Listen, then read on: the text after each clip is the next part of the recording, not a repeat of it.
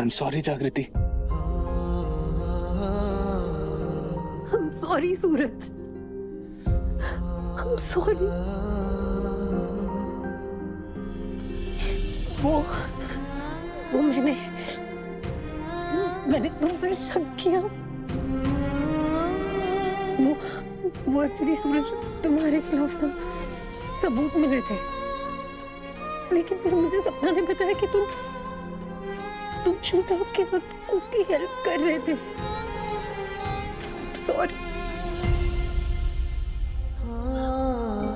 जागृति, मुझे भी पता चल गया है कि शूट आउट के टाइम तुम उस जगह पर थी ही नहीं। तुम तो अविनाश और कचौरी की हेल्प करने गई थी और मैं पागल, मैं तुम पे डाउट कर रहा था। I am really sorry.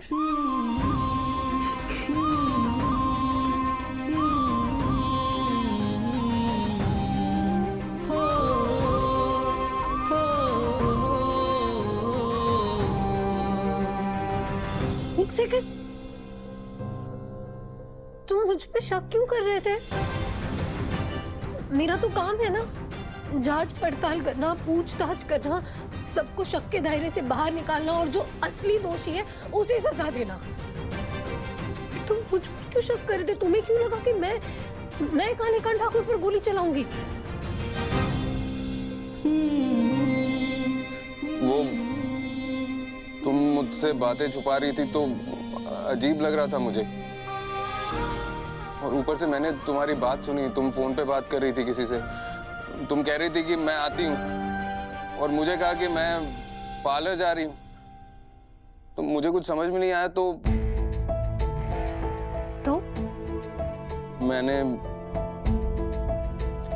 तुमने क्या? मैंने तुम्हारा पीछा किया। तो apology accepted।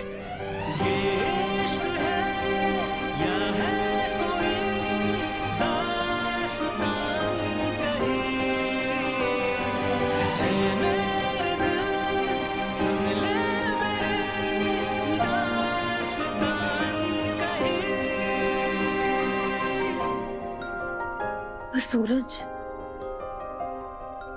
मैंने गोली नहीं चलाई, तुमने और सपना ने गोली नहीं चलाई। गंगा माँ उस वक्त घर पर थी, तो फिर कालीकांत ठाकुर पर गोली चलाई किसने? और ये जो भी है ना, वो घर का ही सदस्य है, क्योंकि उसी ने तुम्हारे खिलाफ ये सारे झूठे सबूत प्लांट किए थे। पर कौन है ये? सूरज, गोली तुम्हारी पिस्तौल से चली है। क्या? हाँ, मुझे तुम्हारी पिस्तौल पे किसी के फिंगरप्रिंट्स भी मिले हैं। I'm sure वो गोली चलाने वाले के ही होंगे, इसलिए मैंने उसे फॉरेंसिक लैब भेज दिया है। रिपोर्ट्स आती ही होगी। क्या लगता है तुम्हें, फिंगरप्रिंट्स किसके होंगे? मिसेस ठाकुर के? सूरज, अब शक के दायरे में सिर्फ दो लोग हैं, कालिंदी आंटी और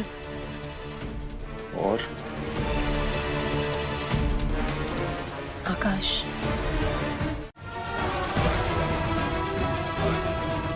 इन दोनों का रिश्ता मैग्नेट जैसा है, कितना भी अलग करने की कोशिश करो आपस में चिपक ही जाता है।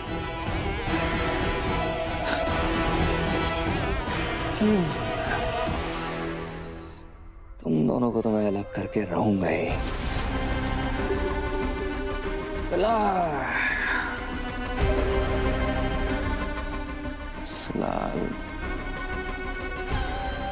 ब्रेकिंग न्यूज ये है जग्गू, कालीकांत ठाकुर पे गोली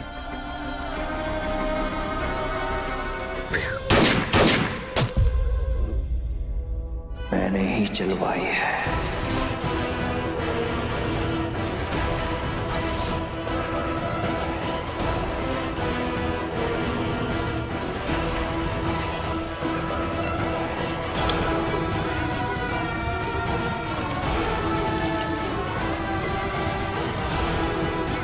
मैं वही बताने आया हूँ। देखिए, ठाकुर साहब अब स्टेबल तो है, पर वो कोमा में चले गए हैं।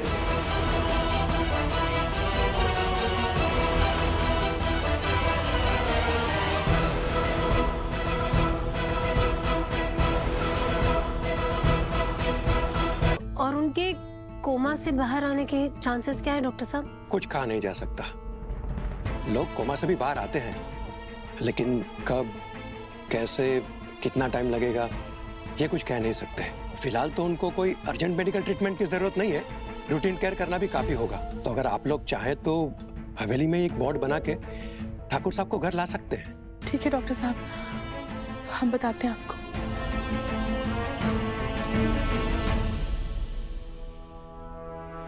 हाँ डॉक्टर साहब मेरे हिसाब से सही कह रहे हैं। डैड को हॉस्पिटल में रखने का कोई मतलब नहीं है। यहाँ घर पे किसी रूम में वार्ड बनवा लेते हैं और सिक्योरिटी भी बढ़ा देंगे, ताकि वो जो शूटर है वो दोबारा ना आ पाए। नहीं आ पाएगा।